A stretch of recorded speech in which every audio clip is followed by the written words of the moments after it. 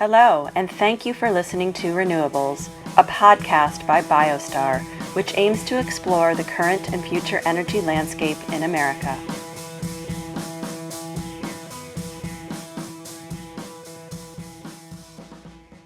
Hey everybody, welcome back to Renewables. We are super excited about this week's episode, really excited and grateful to have Andrew Barth on from CSD Energy. Andrew, thank you for being here today. Dave, good morning. Thanks so much for having me. I appreciate it. Yes, really appreciate the time and looking forward to the conversation today. As you know, the podcast is focused on sort of the energy landscape of the future, and you are obviously a really good person to weigh in on that. So I want to brag on CSD just for a little bit and give our viewers some context. Andrew and I are acquainted through a colleague that works here at BioStar Renewables, Peter Gohausen, and Andrew has some roots to Kansas City, so I get to see him in Houston sometimes, more so pre-COVID, and then we get to catch up kind of around the holidays in Kansas City, Thanksgiving and Christmas, which is great. But started a business relationship together several years ago. Andrew sells power to customers all over the United States, and especially up in the Northeast and some in California and some in Texas. So we're going to get into that.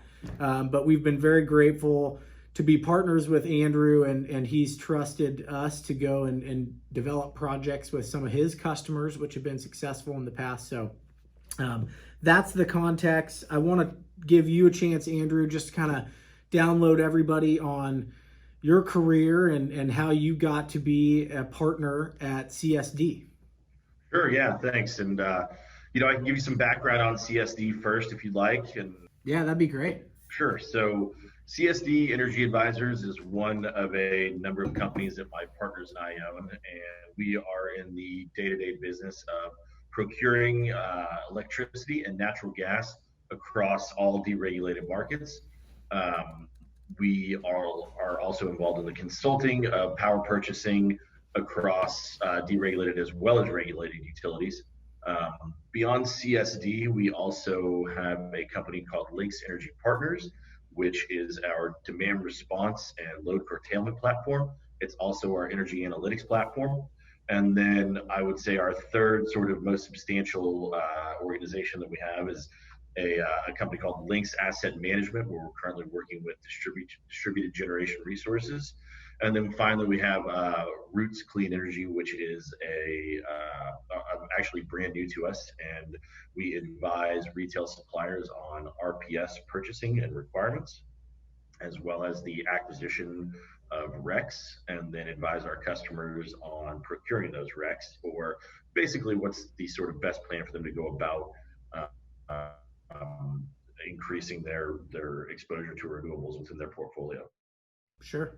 Really cool. So I am kind of visually adding to my notes up here, links and roots, because I want to get into that later in the conversation. I know you're doing some super interesting stuff around demand response and sort of distributed generation and batteries. So I definitely want to come back to that. I appreciate the background there. To kind of dive in here, I want to just educate some of our viewers watching, or this is going to feel pretty 101 probably. Some of our viewers, though, may not be as familiar with the deregulated electricity and gas market. So I live in Kansas City. Kansas and Missouri, do not have deregulated electricity markets. I think you're the expert, you'll have to confirm. I think all 50 states or 48 states have deregulated gas markets, which a lot of people don't know. So if you don't mind, just kind of school us, break down the U.S. electricity market for us. Sure. So I guess I'll start with deregulation and what that truly means. And deregulation is basically the opportunity to have competitive choice behind the utility that serves your load. So most people, when you think of deregulation, the first initial thought is sort of Texas in circa 2002, and then of course California during the Enron days. There have been a lot of changes to deregulation, and as new markets have opened up across across the years. Every iteration has sort of become a little bit different, a little bit better, and there is a separation of a little bit of separation of church and state between the power generators, the retail suppliers, and then the utilities that are actually going to deliver that power. So currently in the U.S., we have 14 deregulated states, in Washington, D.C. as well. California is still limited as far as deregulation goes, and then you have Michigan, which is also somewhat limited. You have some other states, Oregon, Virginia, that allow for certain customers of over a particular size or volume of consumption to go out and shop. You have some different requirements that you have to meet in order to be able to pursue those opportunities. But generally speaking, when you think of deregulated power, you think of the ability to go out and shop and select a competitive retail supplier, whether that be for your residents, small commercial, large commercial, industrial, manufacturing, on and on. When you speak to natural gas, you're correct in that nearly every state does offer the ability to go out and shop your natural gas portfolio. Many states do have size requirements when it comes to, sort of what it would, the minimums that you need to be able to go into that marketplace and actually go and procure that natural gas. And what's sort of typical there? Just if you don't mind me butting in for a second, what's sort of typical? I'm sure every state's different, but how much gas are we talking? Yeah, sure. So, you have the requirements as low as 5,000 decatherms per year, and then you have other states that the requirement is 50,000 Okay. decatherms a year. Okay. It just depends on the state, depends on the utility, and quite frankly, depends on the amount of gas flowing into that particular region, on whether or not the infrastructure has been put in place to allow for that competitive supply to exist. So, as you can imagine, the higher density areas are typically going to have lower hurdles to cross due to the fact that there's multiple customers within a territory, within a region. Those that have sort of larger users that are one-offs, or they're dispersed throughout a territory, you're less likely to see that. You're less likely to see the lower numbers on the ability to get into that competitive supply market. I will say on the power side, generally speaking, there are, if your area is deregulated, there are not size requirements beyond that. There are, obviously rate classes and different, well, beyond rate classes, there's different classes of customer that you can fall into, whether it's general service, large service, and a lot of that also then gets into what sort of power are you taking? Are you taking it at a transmission level? Are you at a distribution level? So there's a number of factors that really determine what rate class or customer segment you fall into. So I live in New Jersey or Pennsylvania, and I have a business or a home, and I want to get some low cost, cheap power. I want to sign a contract. I call somebody like you.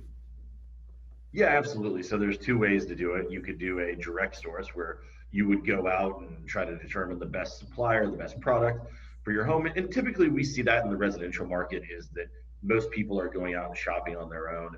When it comes to the commercial supply, you often have nearly 150 retailers or more that are available to go out and actually get prices from.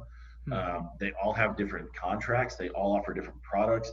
Some are better suited for your lower end customers. And when I say lower end, I mean that purely on a consumption level. Sure. So some sort of serve that 50 kW and below market, while some only serve 5 megawatts and above, or 10 megawatts and above. So part of that is when, and I will say that the commercial market, the estimates are that about 70% of that load is served by the ABC market, which is aggregators, brokers, and consultants, which is what I fall into, and what our organization is basically either on the brokering or consulting side. We're not currently in the aggregation side. Got it. And so, when you have sort of that sort of buying power with 70% of the load that's being, and I don't want to say controlled by brokers, because that's not the right word. Procured by brokers would be the right word. So managed is probably a better way of putting it. You have significant buying power that is beyond what one single customer could go out and do on their own. And so we also then are in the market every single day. We're seeing what other customers are doing. We're seeing what the retail suppliers are doing. We're constantly looking at forward power prices. We're looking at load availability. We're looking at a number of different factors that will all go into that price at the end of the day. And it's funny, and especially here in Texas, we used to really follow natural gas, and natural gas was sort of the benchmark in which power prices would be determined, and really maybe the most liquid market you could watch to determine what power prices were going to do. Nowadays, the renewables have become so important in that generation mix that I there was a speech given not too long ago, and it was a gentleman who'd been in the power business for 30 years, and he said, I used to wake up every morning and Wow. look at the price of natural gas. Now the first thing I do is wake up and look and see what ERCOT wind is doing, and so Wow. it's been a dramatic shift over the past, I'd say, really 3, 4, 5 years in terms of the generation mix and what's really driving prices. Sure. Yeah, you were. So I want to definitely go to renewables. When we first started kicking some business around, you were the president of TIPA, the Energy Professionals Association, which I'm sure you're still involved with in your company. And I noticed even there, just from the first year we were there to the third or fourth year we were there, the difference in how much renewables was driving the conversation. And some folks who, like yourselves, who selfishly, I was there to try and find other brokers who have customers that want to do deals, right? And I remember year one, it was sort of, there was a lot of kind of blank faces and just not that much interest in it compared to 2, 3, 4 years later. It seems like everybody's customers were starting to ask about renewables and ask their brokers. And it's one, again, selfishly for BioStar, we really love working with Andrew and his company for a couple of reasons. One, they get it, they get the pricing, they have the utility bills available, they understand what their customers are truly paying, so it helps us when we're sizing a project. But two, they also have really trusted relationships, and you have long-term relationships with your customers, which I think is interesting. So you're signing 2, 3 year contracts and then kind of renewing those. Talk to us just about how you kind of set yourself apart from the competition with respect to kind of managing that relationship and how that benefits your long-term business.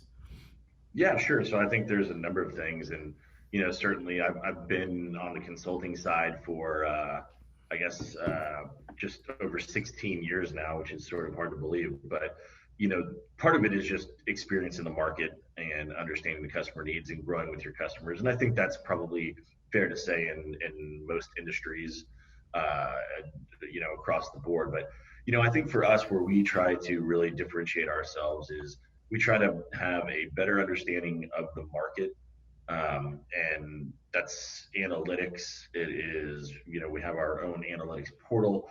We're constantly analyzing usage. We're looking at different factors to determine where can we come in and really help our customers leverage their energy portfolio. And oftentimes that also turns into, can we turn that into a revenue stream for them? Can we turn that into something that is, basically what we sort of call power as a service or electricity as a service. And there's a number of ways that, if you have capabilities and functionality at your behind the meter, then you can really leverage your positions and create that revenue stream. So I think for us, it's having those sorts of conversations. It's being on the forefront of the green initiatives.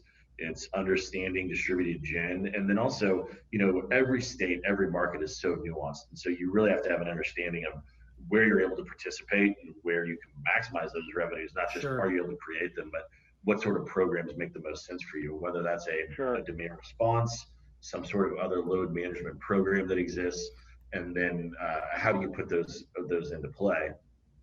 I think the other component too is that there's a number of sophisticated products out there, and they're not right for every customer. And so I think what we try to do is, rather than saying, look, we're really good at this one product, let's take that to our customer. It's let's hear what our customer needs. Let's understand that product, and then let's go find the best service provider for that product. So, rather, we really want to hear the customer, take exactly what they need, and then go find that solution for them. Absolutely. We say in our business all the time, technology agnostic. If we don't know it and we're not experts, we'll tell you. But generally speaking, be technology agnostic, because the right, different technologies are beneficial for different customers. So really appreciate that. So talk to me. Oh, go ahead. We say too, you don't want to be a problem looking, or I'm sorry, you don't want to be a solution looking for a problem. Right. You want to identify problems and then go find the solution. And I think that goes with, technology agnostic, or whatever it may be, is that you want to be able to diagnose the problem and then go find the proper solution. So talk to me. There's no doubt that as you mentioned, I love the quote about tracking natural gas and now tracking wind in ERCOT. So there's no doubt that the industry is going there. Talk to me a little bit more specifically, because I know you all just brought in some new blood to really focus on the renewables thing. And you were mentioning consulting, helping your customers procure RECs. You have some really, really big customers that buy a ton of power. I'm interested to know kind of what are they saying? What's driving their interest? Is it driving costs out? Is it ESG? Is it both? I'm kind of interested to hear what they're doing, what they're asking for, and then how you're reacting to that. And tell me about this new blood that you've brought into your company. Yeah, sure. And I think, this is it's the evolution of the customer, and also the evolution of the products being offered in the renewable space. And that, we'd have conversations even 10 years ago, and the customer would most customers would say, you discuss green power. Do you have any desire? Do you have any, and beyond desire, do you have any requirements internally? And oftentimes the answer was no. And it was also sort of just understood that buying that or acquiring that power was going to be incrementally more expensive than what you could go out and source directly from the grid in the traditional sort of natural gas, coal-fired generation in that mix. As time went on and we started to see some subsidies come in, you started to hear more and more about people having, I would say, behind the meter solar was sort of the first thing where you were, obviously that started probably with residential and people having solar put on their roofs. And then that sort of grew from there, where we started seeing customers actually having behind the meter solar. And at that time, even then, as you know, David, you had to have an extensive amount of either rooftop or space next to your location that you were not using, did not plan to use for some sort of 10 to 15 year period, and that you were willing to give to that project development. And at that point, you were going to pay more than what you would go out and acquire your traditional grid power for. I'd say really over the past 3 to 4 years outside of Texas, and I don't want to keep referencing Texas, it just happens to be where I live and where I sort of hear the most chatter about what's going on. Sort of the energy capital of the world, right? Where all these things seem to be intersecting. It is, and I think it just goes to show when you have oil and gas companies calling you saying, we need to get to 100% renewable by X, or we need to green up this portion, or we need to offset our carbon footprint. I mean, who would have ever thought that those responsible for producing America's petroleum are going to be calling saying, how do I get off the grid, or how do I green up this power? So we're certainly seeing that now quite a bit. A lot of that is driven, to answer your question, I think a lot of it is driven by the ESG initiatives inside of each organization. And also, of course, by the investors in those organizations and larger companies. So I think that's been a part, but also too, just the cost has come down considerably over the last several years to where it is, to use, I guess, an industry buzzword, but grid parity, where you can have prices that are similar, if not cheaper, to what you can go out and procure. I will say, as a part of that too, though, is you have to consider is that power prices in general over the past really 7, 8, Mm-hmm. 9, 10 years have fallen quite a bit. And Mm-hmm. so even with renewables being cheaper, you often still get to the point where customers say, uh, look, power is so cheap right now. I just don't even want to mess with anything else. Put Yeah. me into a long-term fixed contract at the lowest price possible, and let's move on down the road.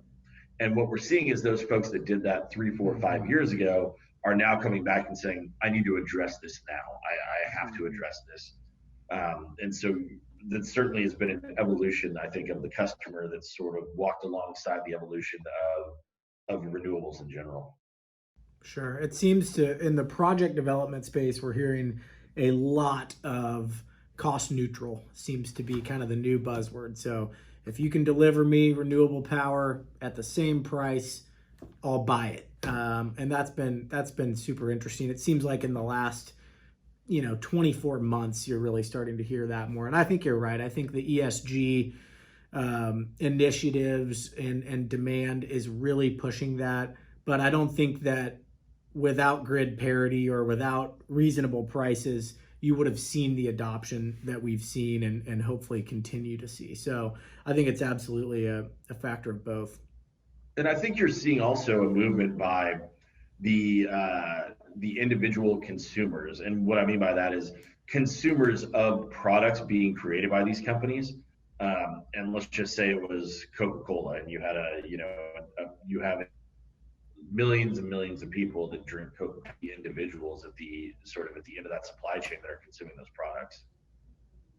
Yeah, it's funny you mentioned that because I have to shamelessly plug Renewables podcast. If you haven't seen our second episode with Jeff Fromm, author of The Purpose Advantage, I strongly recommend you go check that out. And he talks about exactly that, how brands that kind of put purpose into what they do are outperforming their competitors, and how the consumer is discerning, and if for a dollar more you can feel good about what you bought, people are doing that. So that's super interesting, and go check out episode 2 if you haven't already. So I'm having a little bit of audio, so I'm gonna make sure I switch my earphone over here.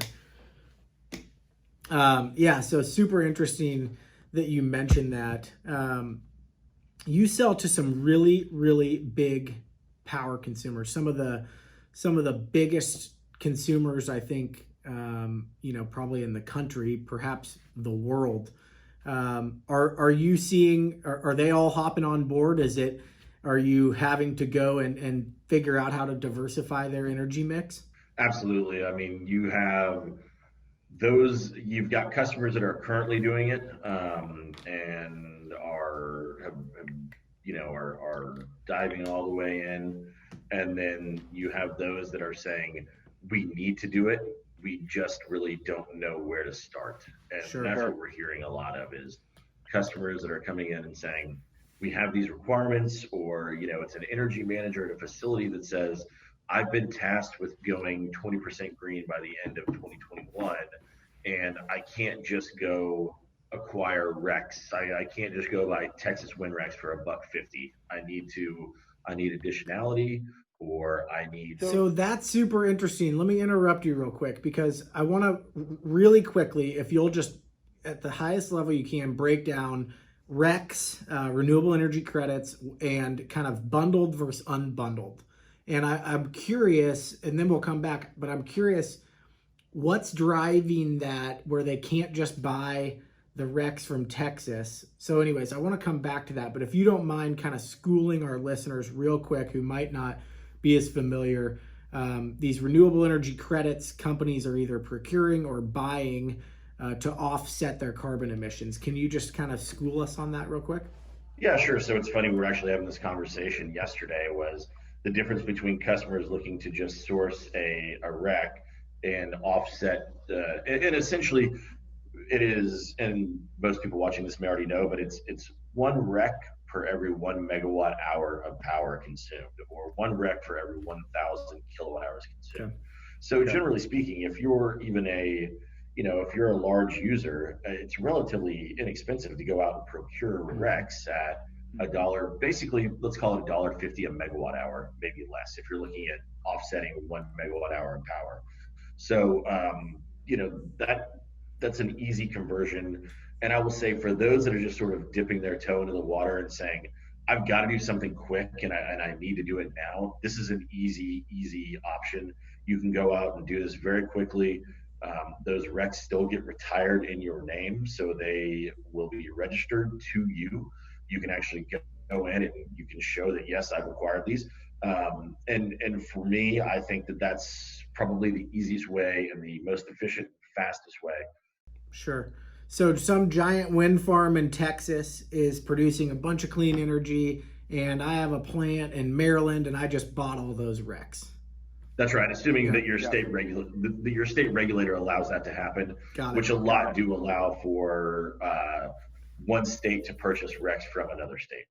Sure. So And so we definitely see this trend where you don't get as much credit for that, right? It's not, so is it the consumer driving that, or is it just the company's sort of policy, or is it some, regulatory body? What do you think's driving that push towards, no, don't just buy the credit from the folks, the wind farm in Texas. You need to put the solar or the wind or whatever it is on your property and create your own RECs. yeah, so I think, and I do want to clarify too, because you said they're not getting as much credit for it. They do get the same credit as in terms of the value of the REC, in terms Sure. of it actually being purposeful for 100% or 50% or 25% green power. But what you're saying is they're not getting the credit either, whether that be from the general public, the those that are advocating for the green movement, whatever it may be. So what you're seeing now in terms of additionality is that rather than buying something that has been created from an existing wind farm or an existing solar project, is I need my dollars to be counted for towards what's going into a new project. And so I need to basically, essentially, you're getting credit for being a developer of a new project. And so when you go and say, I have these 1,000 RECs and it came from that specific wind farm in New Jersey, which is 5 miles away from my home or 5 miles away from my business, I'm continuing to support this movement in my local economy, in my state, behind my own utility. And I'm not just doing this to basically say that I'm green. I'm actually acting on it. Sure. That's super interesting because I could see a world, and we're kind of tracking this as best we can, where, the investment tax credit for solar was 30%. Now it's 26%. Of course, it could be renewed, it could not be renewed, but the plan is it steps down to 22 and then to 10% permanently. Certainly, you can imagine a world that it's already starting to happen, I think, where now corporate RECs are actually becoming a funding mechanism for these green projects and sort of filling that void where the investment tax credit investor used to be. So yeah, it's very interesting, and it's amazing to see the industry evolve, and also the financial instruments that have been created along the way with it, in terms of your ability to be a contributor to a renewable project, without necessarily having to go and put solar on your roof or sure. have a wind turbine in your backyard. There's a number of different ways you can do it that still provide additionality. Or for those that are saying, I want to dip my toe in, I need some green power. I need this component. Then they can go out and say, hey Andrew, can you go get 10,000 RECs for us, and we can do that at a fairly reasonable price. That's great. So let's shift a little bit to, is it link or links? Okay. Yeah, I want to hear about links, and I want to hear about a little more about, I think we kind of covered the renewable energy, the REC procurement, consulting side of things, but you're doing some super interesting stuff around demand response, and I know you've done some battery stuff.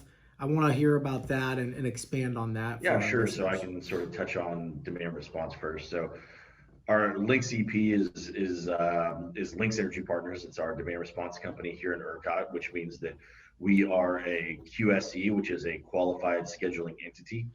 The way that demand response works is that there's a significant amount of money set aside by ERCOT, and that money is set aside for companies to say, I will basically be on standby for you. And then if there's an issue with the grid where the grid is not going to meet the demands of, is not going to meet the supply demands at that time, then these individuals will shut down basically in order to, it's kind of like you'll shut down your power in order to save your neighbor. Mm-hmm. And so there's a number of ways you can do it. You can do it as a manual shutdown where you're actually just turning off. The easiest way would say, okay, I'm going to turn off all the lights in my building and I'm going to raise the temperature of the thermostat 5 degrees.